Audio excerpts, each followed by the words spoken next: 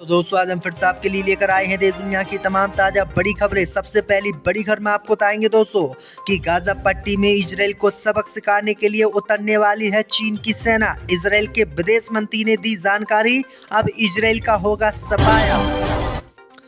संभल हिंसा में मारे गए लोग को लेकर असदुद्दीन ओवैसी ने योगी पर बोला बड़ा हमला, बोले इंसानियत का कत्ल करवा रहे हैं योगी।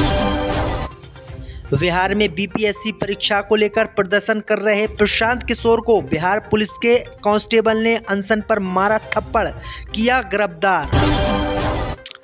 मुरादाबाद में गौकसी के शक में मारे गए मुस्लिम व्यक्ति साहेदीन के परिजनों से मिली सपा सांसद रुचि बीरा, घटना को बताया देश के लिए शर्मसार। मलेशिया को नहीं चाहिए रोहिंग्या मुसलमान, 300 शरणार्थियों से भरी 2 नावों को भेजा वापस।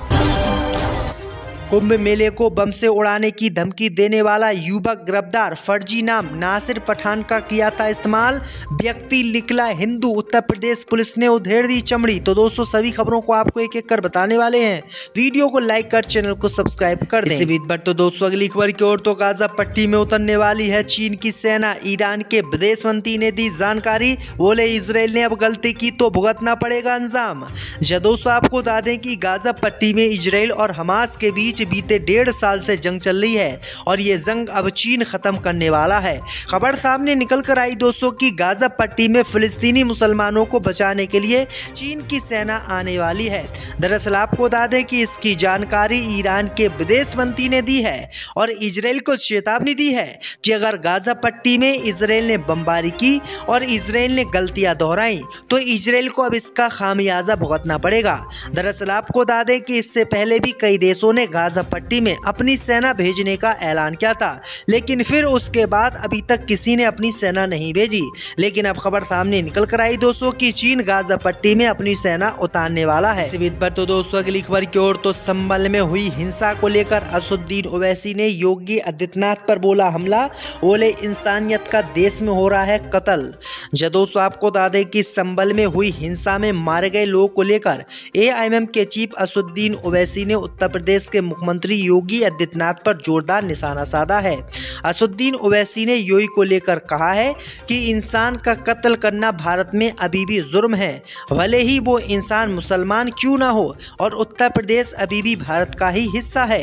यही नहीं, ओवैसी ने उत्तर प्रदेश पुलिस को लेकर भी कहा कि बस दिलाना चाहता था कि आप पुलिस हैं, गौरक्षकों के भेष में बेरोजगार मुजरिमों का कोई दल नहीं, इंसाफ करिए। यही नहीं, ओवैसी ने ये भी कहा कि हमें भारत पर गर्व है और इसका मतलब है कि हमें सरकार को जवाबदेही ठहराई जानी चाहिए। तो ये बड़ी अपडेट आई दोस्तों कि ओवैसी जो है अब विरोध में पुलिस के उतर आए हैं। इससे बीच पर तो दोस्तों अगली खबर की ओर, तो बिहार में बीपीएससी परीक्षा रद्द कराने के विरोध में उतरे प्रशांत किशोर, पुलिस ने जड़ा थप्पड़, किया गिरफ्तार। दोस्तों आपको बता दें कि बिहार लोक सेवा आयोग परीक्षा रद्द कराने की मांग को लेकर अनशन पर बैठे प्रशांत किशोर अब राज्य सरकार के लिए एक और बड़ा सिरदर्द बन सकते हैं। गांधी मैदान में आमरण अनशन पर से उठने के दौरान न उठने पर अड़े पुलिसकर्मियों ने जो है प्रशांत किशोर के ऊपर थप्पड़ चला दिया। इसके बाद प्रशांत किशोर के समर्थकों ने साफ शब्दों में पुलिस को वही धमकी दी कि हाथ मत चलाइए, बड़ा बवाल हो जाएगा। गिरफ्तारी के दौरान प्रशांत किशोर पर हाथ चलाने वाला ये वीडियो अब वायरल हो रहा है। इससे तनाव बढ़ने की आशंका है। उन्हें एम्स ले जाने की बात थी, लेकिन कहां ले जाया गया है इसकी जानकारी अभी किसी को नहीं दी गई है। तो ये बड़ी अपडेट आ रही दोस्तों। इसी बीच पर तो दोस्तों अगली खबर की ओर, तो मुरादाबाद में गौकसी के शक में मारे गए साहिदीन के परिजनों से सपा सांसद रुचि बीरा ने की मुलाकात, घटना को इंसानियत और देश के लिए बताया गलत। दोस्तों आपको बता दें कि मुरादाबाद के मंडी समिति परिसर में गौकसी के आरोप में साहेदीन कुरैशी की बीते दिनों हिंदूवादी संगठनों के कार्यकर्ताओं ने पीट कर हत्या कर दी। हत्या के बाद सपा सांसद रुचि बीरा आज उनके परिवार से मुलाकात करने के लिए उनके घर पहुंची हैं और उन्होंने इस घटना पर गहरा दुख जताते हुए भाजपा सरकार पर निशाना साधा। उन्होंने कहा कि मौजूदा सरकार के कार्यालयों में इस प्रकार की शर्मनाक घटनाएं बढ़ी हैं। ये बेहद बेहद चिंताजनक है। सांसद ने परिवार को भरोसा दिलाया कि वह पुलिस अधिकारियों से मिलकर इस मामले में जल्द न्याय दिलाने का प्रयास करेंगी। सांसद रुचि वीरा ने कहा कि शाहिदीन की पीट कर हत्या मानवता के लिए शर्मनाक है। इस तरह की घटनाएं मौजूदा सरकार में सामान्य हो गई हैं। तो ये बड़ी अपडेट आई दोस्तों कि शाहिदीन की हत्या करने वाले आरोपियों को अभी तक उत्तर प्रदेश पुलिस ने गिरफ्तार तक नहीं किया है, जबकि उनके साथ गौकशी के शक में जो आरोपी था उसको जेल भेज दिया गया है। इस बीच पर तो दोस्तों अगली खबर की ओर, तो मलेशिया को नहीं चाहिए रोहिंग्या मुसलमान, 300 शरणार्थियों से भरी 2 नावों को भेजा वापस। जय दोस्तों, आपको बता दें कि मुस्लिम देश मलेशिया समुद्री एजेंसी ने कहा कि उन्होंने लगभग 300 म्यांमार प्रवासियों को ले जा रही 2 नावों को म्यांमार के लिए वापस भेज दिया है, जिनके बारे में प्राधिकरण का मानना है कि वे मुस्लिम रोहिंग्या शरणार्थी थे। दरअसल आपको बता दें कि म्यांमार से मुस्लिम शरणार्थी वहां से भाग रहे हैं, क्योंकि म्यांमार में इस समय सिविल वॉर छिड़ा हुआ है। सेना और सरकार के बीच जो है लड़ाई चल रही है, और इसी बीच रोहिंग्या मुसलमान यहां से जा रहे थे, लेकिन उनको अब जो है दोस्तों मलेशिया में भी घुसने नहीं दिया गया है और उनकी नाव को वापस कर दिया गया है। आपकी क्या राय इस खबर पर हमें कमेंट में जरूर बताएं। इससे बीच पर तो दोस्तों अगली खबर की ओर, तो कुंभ मेले को उड़ाने की धमकी देने वाला युवक निकला फर्जी, नाम बताया था नासिर पठान, निकला हिंदू। जय दोस्तों, आपको बता दें कि उत्तर प्रदेश के प्रयागराज में कुंभ मेला लगने जा रहा है, और कुंभ मेले को उड़ाने की धमकी देने वाला व्यक्ति उत्तर प्रदेश पुलिस ने बिहार से गिरफ्तार कर लिया है। इस व्यक्ति ने अपना नाम नासिर पठान बताया था और कुंभ मेले में आतंक फैलाने की बात कही थी, लेकिन आपको बता दें कि जैसे इसकी गिरफ्तारी बिहार के पूर्णिया से हुई और इसकी सच्चाई पूरे देश के सामने आ गई। दरअसल आपको बता दें कि इसने मुस्लिम नाम रख के जो धमकी दी थी, ये धमकी मुस्लिम नहीं बल्कि हिंदू व्यक्ति ने दी है। इसने अपना नाम नासिर पठान बताया था, जबकि इसका असली नाम आयुष कुमार जायसवाल है। वहीं आपको बता दें कि इसको उत्तर प्रदेश पुलिस ने पूर्णिया से गिरफ्तार कर लिया है और इसको उत्तर प्रदेश लाया जा रहा है। तो किस तरह से कुंभ मेले में मुसलमानों को बदनाम करने की साजिश रची जा रही थी, लेकिन उत्तर प्रदेश पुलिस ने इसको सही करके देख लिया। तो ये बड़ी अपडेट आ रही है दोस्तों। इससे बीच पर तो दोस्तों अगली खबर की ओर, तो रमेश बुदियूड़ी के बयान पर रो पड़ी दिल्ली की सीएम अतिशी, बोली मेरे पिता बिना सहारे के चल नहीं पाते।